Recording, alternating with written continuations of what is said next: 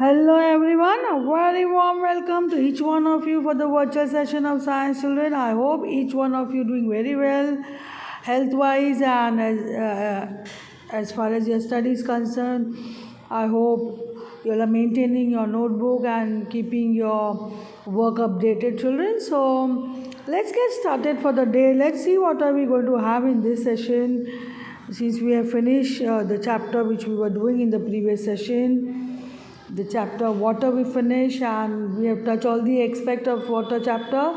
I hope you all have taken down all the points given in the chapter and question answers discussed, everything you have written down in your notebook, children, hopefully.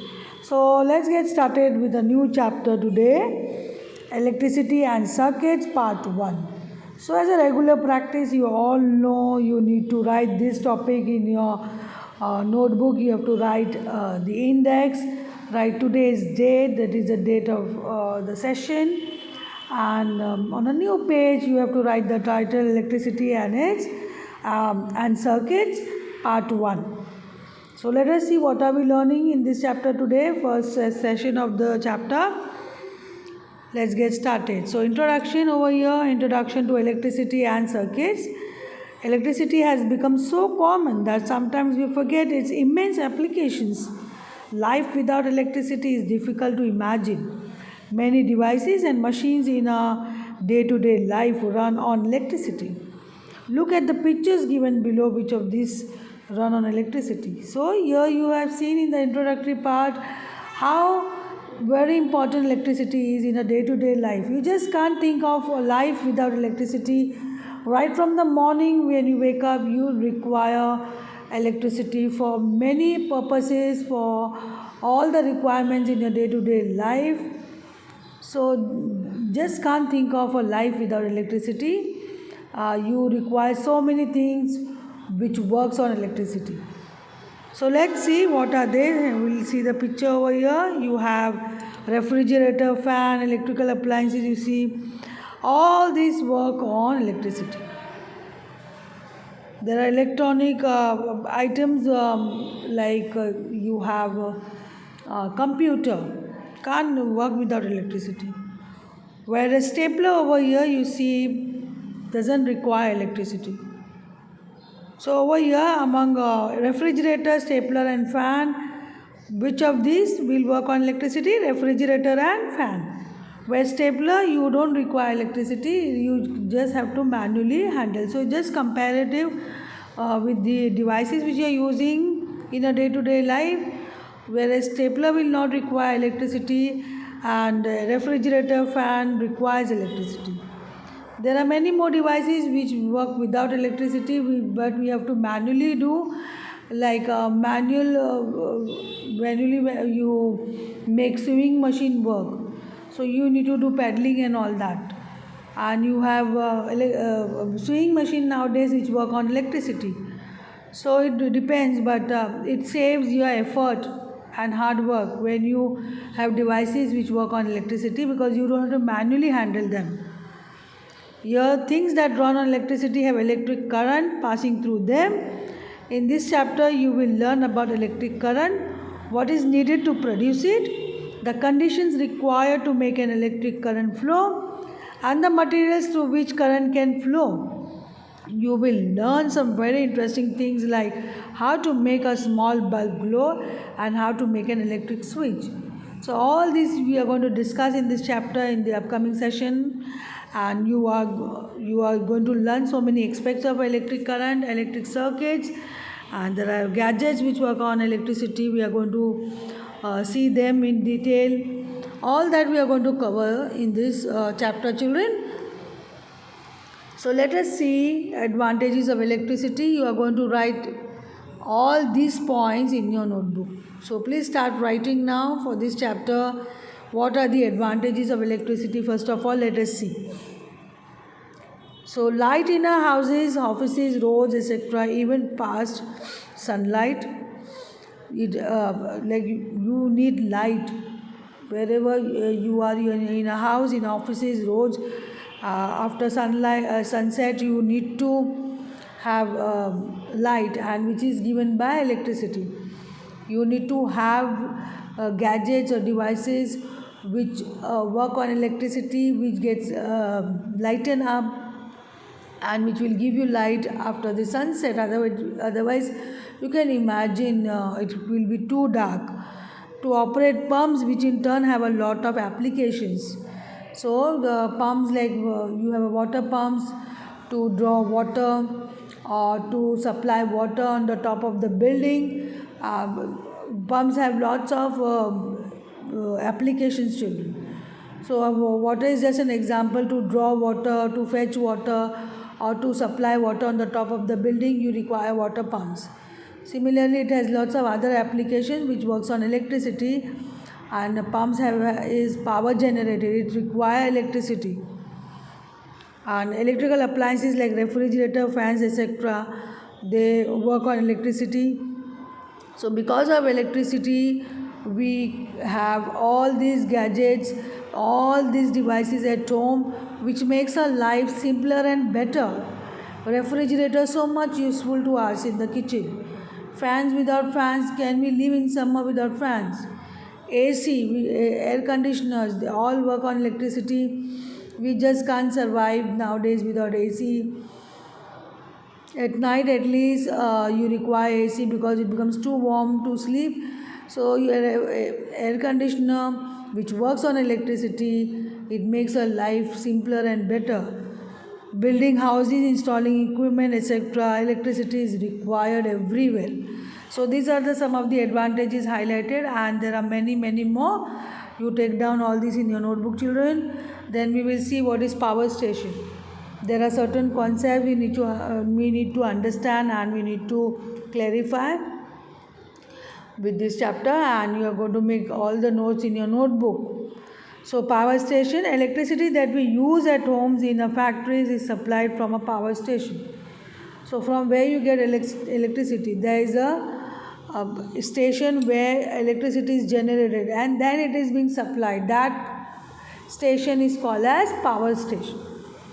So it has to be generated somewhere and then it has to be supplied through some means. That station is called as power station. It is not like electricity is generated at home. It is being supplied from the power station. It is not like offices get electricity on their own. No. It has to be supplied from power station. I hope you are writing all this in your notebook, children. So current, this is one very important term you need to understand and write in your notebook. Current is the flow of particles in a particular direction. Like example, air current that cause winds, or water current. So very simple example to understand what is current. You understand air current and water current. As you have observed or you felt the flow of the air that causes winds. Winds are actually what the movement of the air. Similarly, water current, water movement is called as water current. Similarly, current is the flow of particles in a particular direction. So this is just a flow of particles. So flow of particles actually causes current, as you have air current and water current.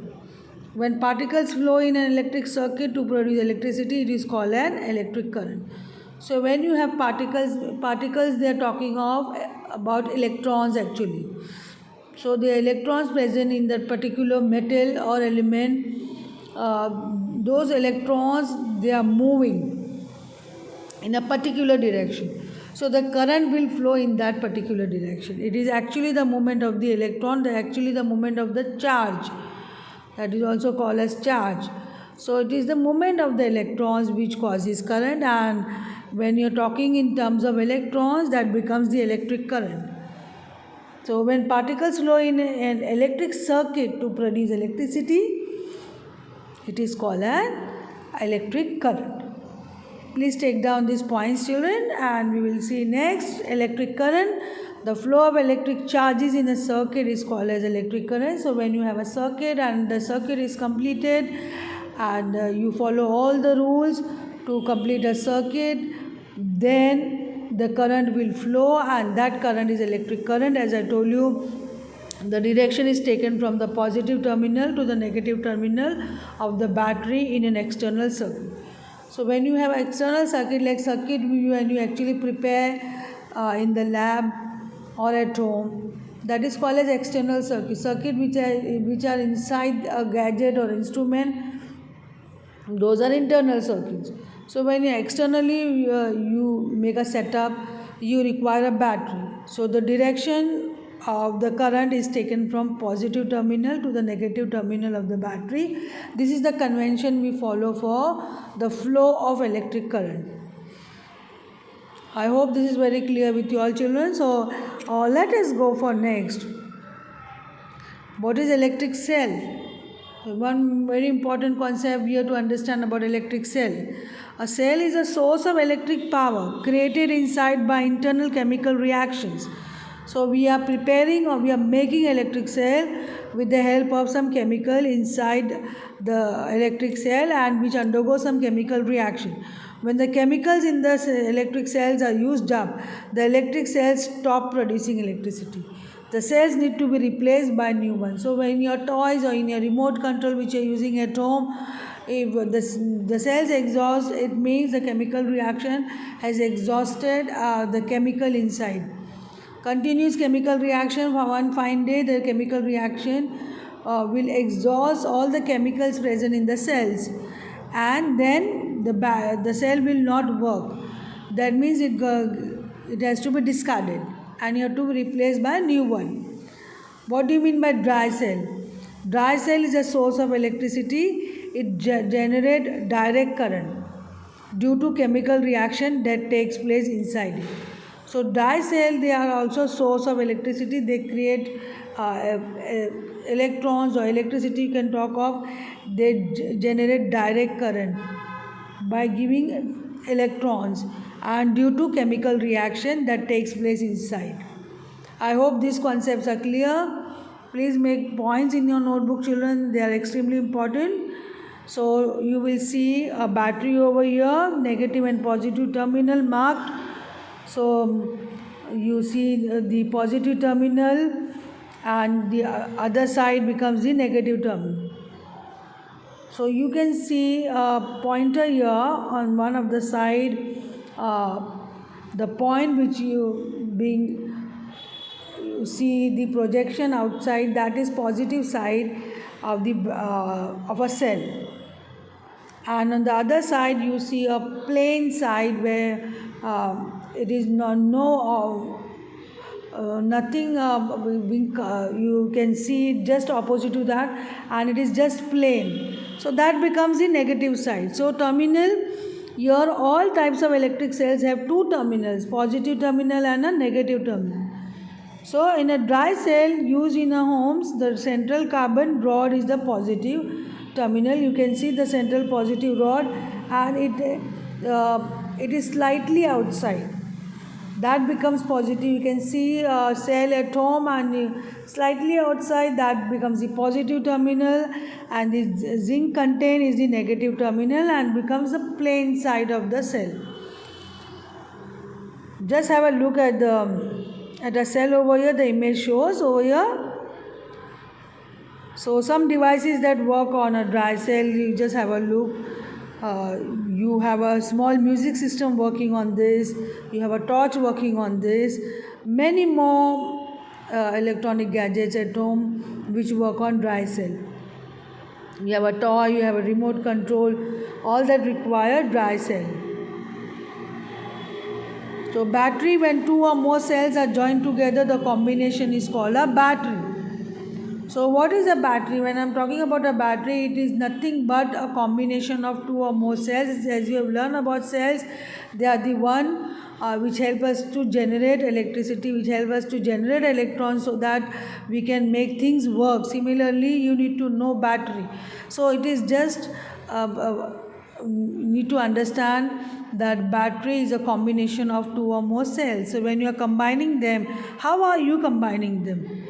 You have to arrange them in a manner so that positive terminal of the battery of the cell of one single cell comes in contact with the negative terminal of the other cell, and then the connection can go on. You can put as many cells as you want.